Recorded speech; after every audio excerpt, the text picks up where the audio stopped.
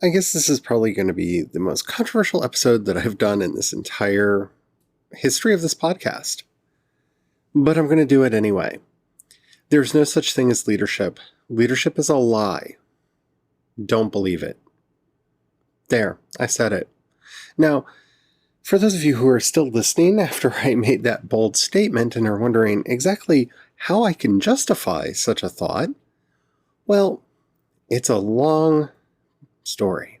That's why we have an episode about it. So join me on this episode of Project Shadow when I'm going to try to prove to you that there's no such thing as leadership. Can you hear me? I have something to say.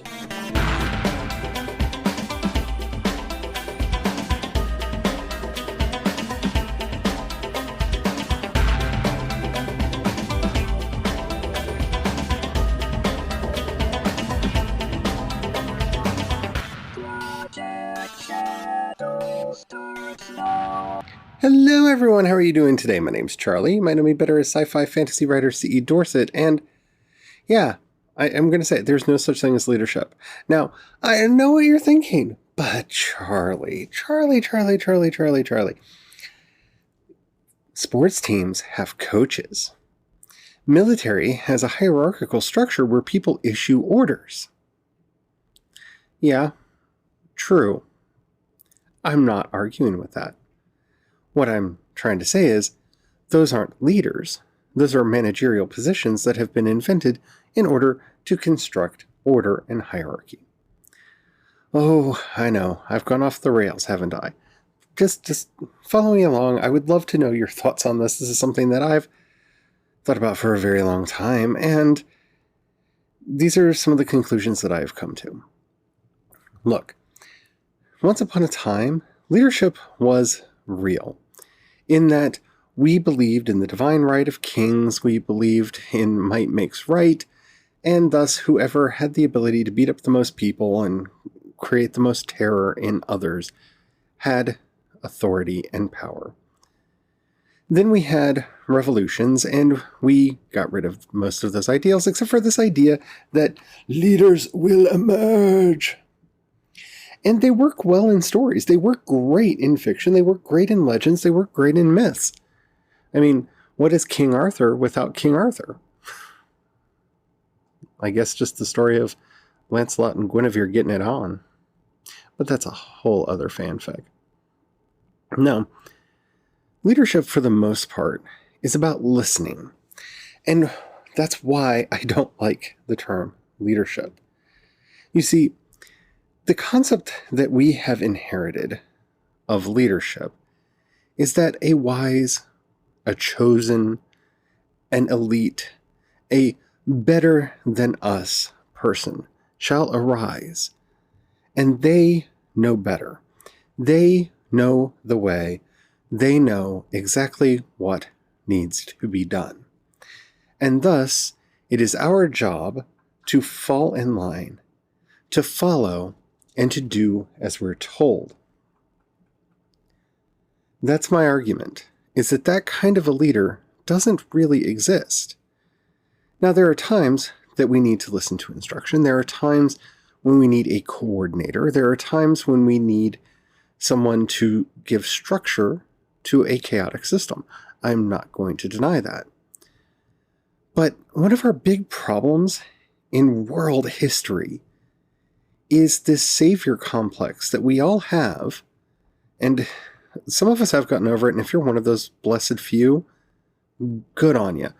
But so many people have this savior complex that, well, this will be fixed when the right leader arises.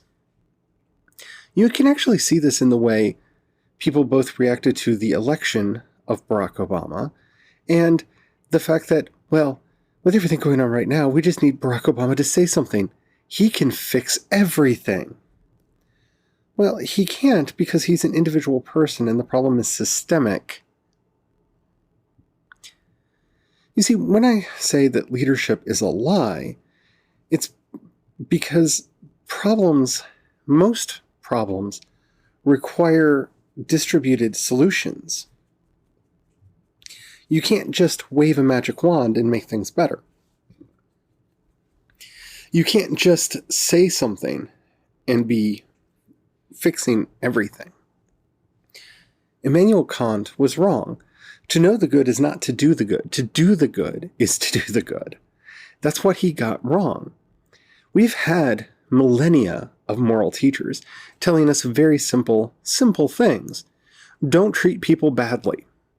There's a variety of ways to word it. Do unto others as you would have them to do unto you. Don't do to others as you would not have them do unto you. In fact, one or the other version of that exists in every culture on earth. But we're still doing terrible things to each other because that leadership doesn't matter. You see, the whole purpose of leadership, well, let me phrase it this way. Leadership has two main reasons to exist.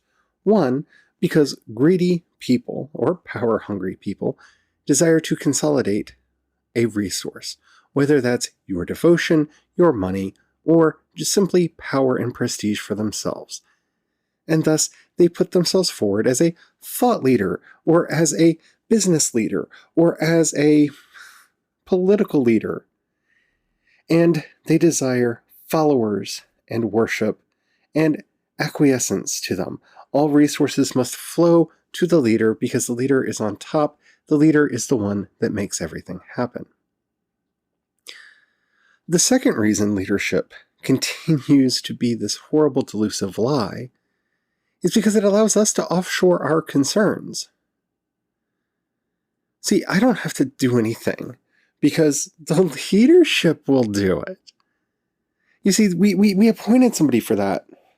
See, I don't have to worry about whether or not I still have racist ideas because, don't you know, Martin Luther King Jr. gave a speech and Barack Obama was elected president. Racism over. I don't have to do any hard work. I don't have to look at myself. I don't have to examine my failings. Oh, wait. Yeah. It's all a problem now, isn't it? So depending on which of these two roads you find yourself on, either finding yourself being treated as subservient to someone else's need for power, or desiring to offshore our guilt to others so that we don't have to face it, either way, leadership is hollow. Now, I'm not saying that there aren't vanguards. There aren't people who step out in front. There aren't people who start movements or, in fact, guide them in the way that they should go. But those movements would never get where they need to be without people. I feel so weird having to explain this in a democratic society. We don't elect people to lead us. We elect people to listen to us because we can't all go to Washington and get it done. So we elect people based on a platform and we expect them to do what they say. That's it. That's the job. They're not people to be bowed to. They're not people to be given preferential treatment to. We are a democracy. They are civil servants. They are. Some countries actually make this very simple and call them ministers. So it's really hard to forget, though some still do, what their job is. They're there to minister to our needs, not to be treated with reverence. When we forget that, then things become about celebrity and not about the cause. The cause loses purpose. You see, this is one of the things that frightens the world about Antifa or Black Lives Matter. These are leaderless movements. There's no one that they can take out. You see, the Black Panthers were a threat, but there were a couple people they could get rid of. And the movement would fall apart. You see, Bobby Kennedy was a threat. And, he got shot. Isn't that sad? Martin Luther King was a threat because he was able to give good speeches and set up really good protests that showed the inequality that he talked about. So he gets shot. Malik Shabazz has started saying things that we just can't tolerate. And so he gets shot. And the movement gets decapitated. And the movement gets pushed back into the shadows. Not really. You see, the civil rights movement never ended. It's just those prominent people that the media knew to talk to because they look for leaders and people in leadership positions. Well, they were dead. So, I mean, who do we talk to? I mean, eventually, I guess we get a Jesse Jackson or Niall Sharpton or someone, right? But we have to wait till those leaders arise. We can't just go out and talk to people. We can't do the work on our own. I mean, why would you ever expect us to do that? Do you see the problem that I'm going for here? Do you see the problem that I'm trying to highlight here? None of this happens because of a wise leader. None of it. Nothing that we have, none of the benefits that we have. Our country doesn't exist because a group of white elites gathered in Philadelphia and decided, maybe we should declare independence from King George. That may have had something to do with it, that may have played a part, but it was kind of the protests in Boston and New York and, the people generally not liking the tyranny of the king that led to the changes. And see, because they were landed gentry, just under a different name, they didn't understand that, and so they preserved their power. And here we are today, still trying to get it back. Only white men of a certain age that own a certain amount of property can vote. That's what the original draft of our Constitution said, and it has been amended several times to change those restrictions. But it shows very well what leadership meant to our founders, what democracy meant to our founders. They didn't want people to decide. And I can agree with that. An individual person can be an idiot. Groups, though, groups tend to be able to solve complex issues. Because once we have to come up with some sort of consensus, some sort of symbiosis amongst each other, ideas fight out, ideas win, and good solutions move on. But we disrupt all of that by creating this illusion of leaders. The talking head shows that take place on Sunday, well, they talk to the leadership of the House and the leadership of the Senate and the leadership of this party and that party and of this company and that company and this movement and that movement, and your movement just doesn't have a leader, so we don't know who to talk to, so we're not going to talk to anyone, and we're just going to ignore them. Because they don't understand what democracy is. Democracy is the voice of the people. Are the people always right? No. No, they're not. Are the people always wrong? No. No, they're not.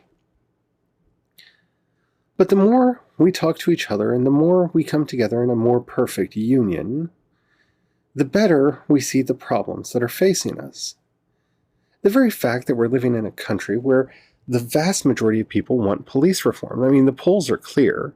The vast majority of people want police reform. Yet, people that are currently running for office are saying, well, of course we're not going to do that. Because they're not working for us. You see, once you set up a leadership class, they no longer serve their function. There's that wonderful cliche, all power corrupts, absolute power corrupts absolutely. And I don't think people really understand that. Power corrupts because once power exists, its main interest is in self-preservation. It doesn't want to let go. It doesn't want to cease existing. So if I tell you you are a leader, your job is no longer to serve the people that you were elected to serve. It's to preserve your power at all cost. This is why the president and his party believe that they can lie, cheat, and steal all that they want and get away with it. Because after all, they give lip service to enough conservative as well as fringe ideologies that they believe that they can still win elections. We'll see if they're right or wrong, but you can tell that they don't believe that they're right because of their mortal terror at the idea that more people might turn out to vote. And I don't want to turn this into an episode about voter suppression or anything like that, but you can see the problem here. If a public servant is allowed to choose the people that elect them, then they're not really a public servant anymore. What they're actually doing is constructing a system whereby they can preserve their power. This is the danger of leadership. Did Elon Musk have some good ideas? Yes, he obviously did. And he had the luck and the skill to put things together in such a way that he was able to amass a fortune. Does that make him brilliant? Does that make him someone that we have to listen to? No. Because that kind of leadership is unnecessary in this country. That kind of leadership doesn't actually help us. You see, we have allowed things like wealth, privilege, celebrity, political office, being able to make a good speech, perform a good song, act well in a movie, to be signposts of leadership. And thus, these are the folk that generally get to speak. The rest of us have to just take it. And when we go out into the streets to protest and to show our power and our opinions, well, we're just the rabble. Why should anybody listen to us? After all, we're not the ones with the power and the prestige. We're not the ones that are put into those special places of power. It's all an illusion. Democracy is about not having kings. Democracy is, as our Constitution says, there shall be no title of nobility in the United States. And yet, we allow titles of nobility to be formed all the time. Like I said, I'm not against people being coordinators, organizers, any of those things that are needed. My problem with the word leadership is not the actual idea that sometimes something needs order or structure. My problem is the ideology that goes along with it, that once somebody has been named a leader, they are to be followed and obeyed because they know the will of the Most Holy, and they alone know how to save us. I mean, that should have been the moment right there when Donald Trump lost the election, regardless of whatever his political views were, when he said the phrase, "Only I can save you, only I can make you better." No, you can't. You don't have that kind of power. You're not a deity. You see, a president can do a lot of things, a congressman, a senator, what have you. Can do a lot of things. But unless those fringe Illuminati conspiracy theorists are right, power in that vein doesn't come with a magic wand that allows you to just make things better. No, you can set fiscal policy. There's a lot of things that can be done. But if people don't participate, you can't do anything. And that's what they're learning right now. We, the people, are the power. We don't need leaders to tell us who we are or what we're doing. We don't need leaders so we can follow. We know what happens in our communities. We know how to get the word out about what's happening in our communities. It's their job to listen to us. They are our servants. Anyone in a position of quote-unquote power is there to serve at the pleasure of the electorate, not the other way around. So I'm sorry if you deem yourself a leader and you feel uncomfortable. You should always feel uncomfortable because your bosses are always watching to make sure you're doing what they want you to. I hope you enjoyed this episode, and I hope what I'm saying makes sense. I've thought of a lot of different ways to say it. I think this is the best one, but I could be wrong. If you have any questions, comments, or topics you'd like to hear discussed on the show, find a link to the voice message system down in the show notes. You can also hit me up on Twitter or Instagram. I'm C. Dorset on both. And you can find links to everything that I do over at projectshadow.com. If you've got $1 you can pass my way, in those same show notes you'll find a link to both the voice message system and my voice message system, listener support, and my Patreon. Thank you to everybody who does that. You mean the world to me. And if you don't have any money to do that, I really understand. Or if you don't even feel like it, that's fine. But if you know anyone you think would like anything that I do, please share it with them. That helps out a lot. Thank you so much for listening, and until next time, stay well, stay safe, and don't forget to have the fun. Bye.